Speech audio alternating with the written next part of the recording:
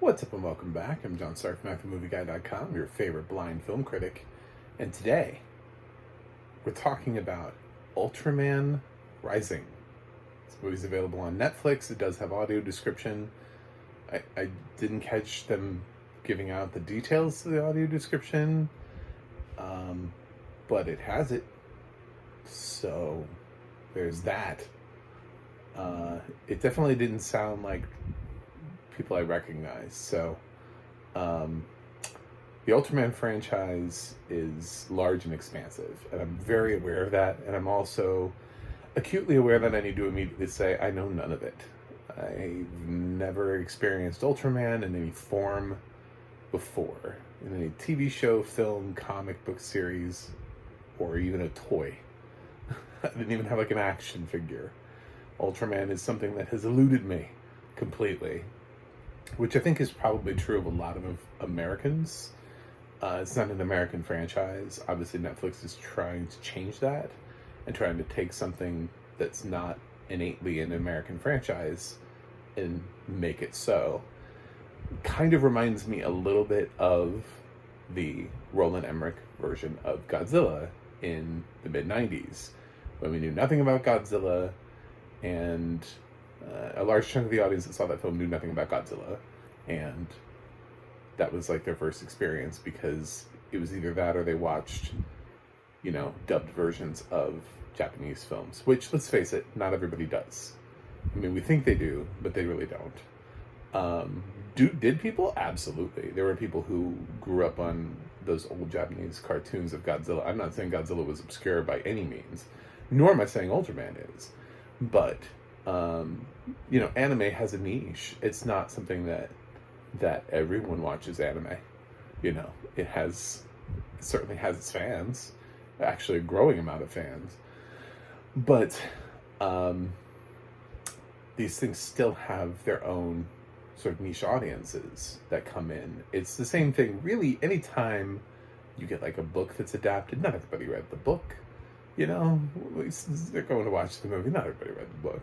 So everybody's going to have different reactions to it. I have no idea what to do with the Ultraman franchise here because I don't even know if this is remotely close to canon. This could be blasphemous to fans. So I'm just putting all of this right up front in case, because I'm also not seeing really a lot of reviews for this. It just dropped on Netflix. I'm so behind on my reviews that by the time I actually release this review, it'll probably be like a week or two after the release. But it's a problem when you watch multiple things in one day. I'm just letting you know. I saw this the day after it came out. When this review drops, will be a mystery. So, yes, Ultraman Rising is a story about a young boy who grows up. Obviously, Ultraman is a thing. Ultraman's a thing in a way that it already has merchandise. It has merch, and I would say this movie doesn't really do a great job of explaining how that is.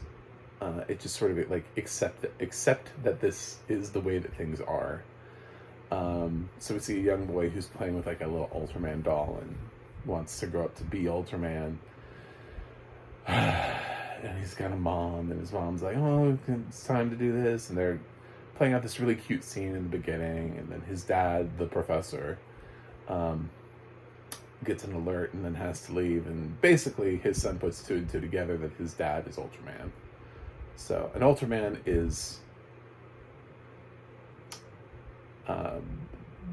basically what I've gathered, similar to, I'm sure, what Marvel did after. I'm not saying that Ultraman is a ripoff of this. I'm saying, if anything, Marvel ripped this off with what Ant-Man does when he becomes Giant Man. A little bit like that, when a human grows into like a giant superhero man. And mainly because this is also a kaiju franchise, so there are kaiju that he has to fight. Not Godzilla, but kaiju. So that's a big thing in Japan, obviously. These franchises are really locked and loaded on kaiju. And Ultraman is out there fighting kaiju, and his son is like, wow, my dad is Ultraman. Flash forward many years later to the fact that Kenji, the little boy, is now a sort of like superstar baseball player. I guess at some point his parents got divorced and he and his mom moved to America for a better life, probably so they could stop being attacked by kaiju all the time. But he became an American baseball player, and then he somehow, like, we're not really told immediately, gets called back to Japan, and there's like this press conference because I guess he was like a huge American baseball star, and he's being brought back, and they're like, why would you come back? You know, Japanese baseball is totally different than American baseball. And he's like, baseball is baseball, whatever. And you don't fully know why he's back, and we pick up sort of like chunks of the story, like his mother's dead, and literally, like, there's part of the press conference, there's a journalist just straight up asks him, like, we've heard that there was a lot of trauma from your mother's death. Is that true? Is that why you've moved? And it's, I'm like, damn, they're just bringing all the personal shit out into press conferences. All right.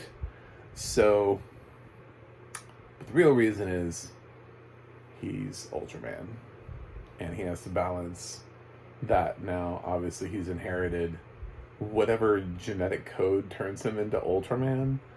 I don't know. I don't understand it. I'm just accepting what the movie's giving me.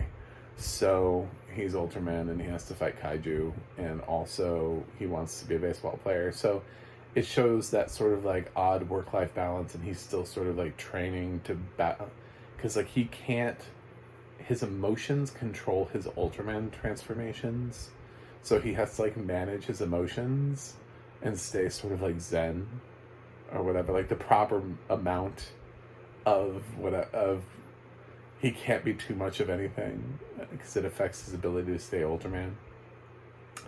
And one day after killing a kaiju, the kaiju had eggs or babies or whatever, and he's left with this little baby kaiju, which when he's Ultraman size is a baby kaiju. When he's human size, it's 20 feet tall already as a baby. So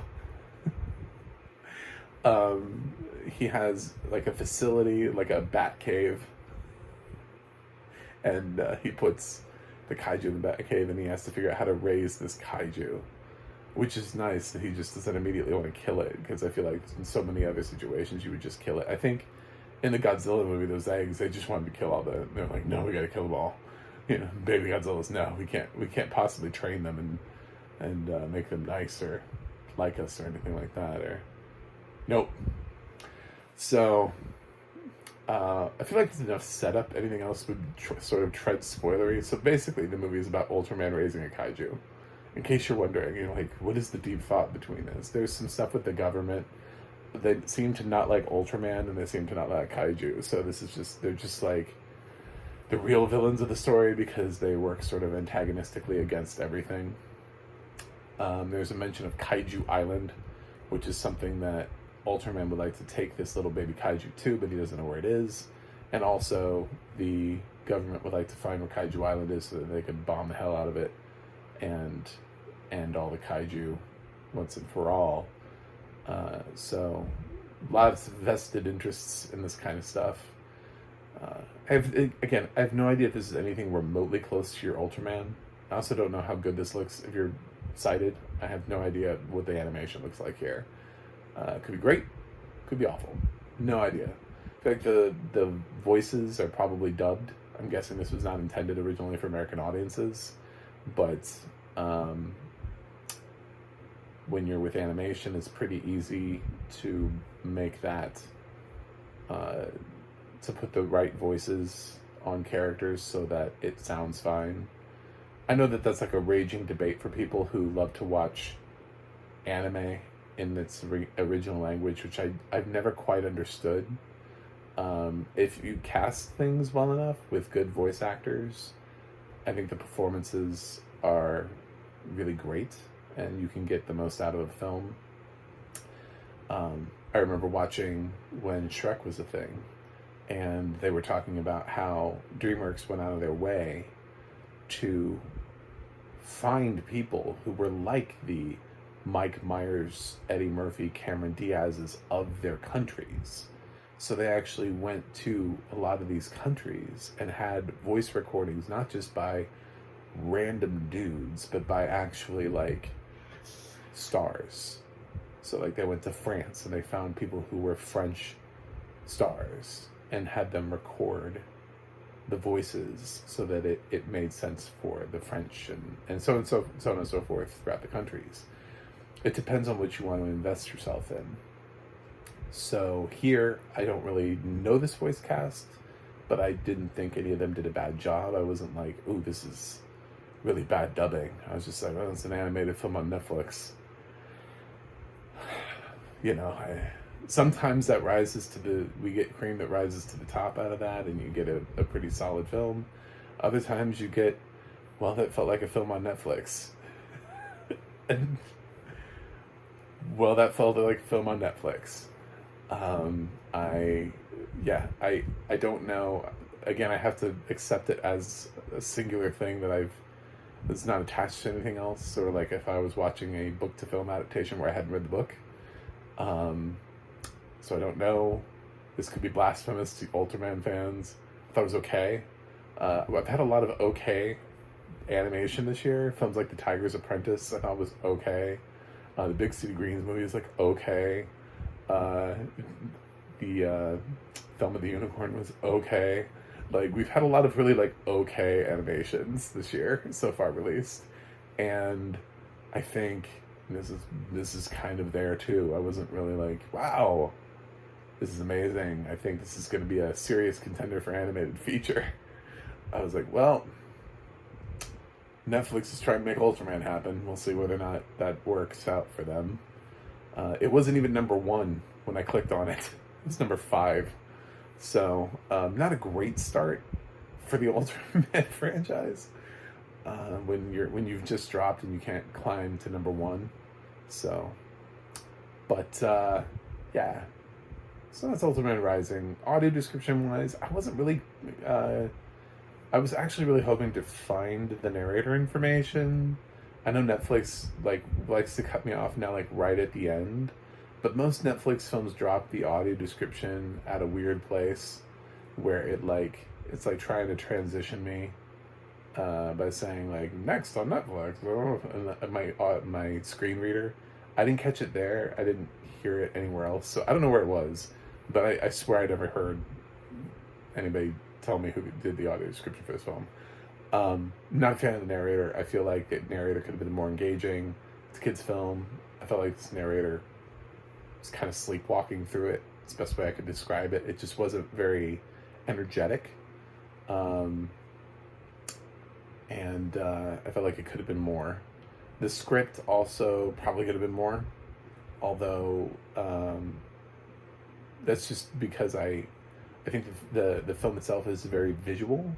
When you're talking about kaiju and a giant man who grows and they fight, I think there's probably more there.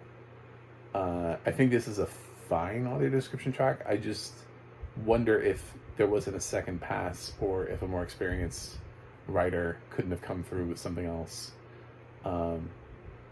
Maybe it's just the way that I felt about the narrator, and it's just like bleeding over into the writing. I don't know. I was just really uninspired by the narrator. I just kind of felt like the narrator needed a Red Bull before narration, whatever that is. So anyway, yeah.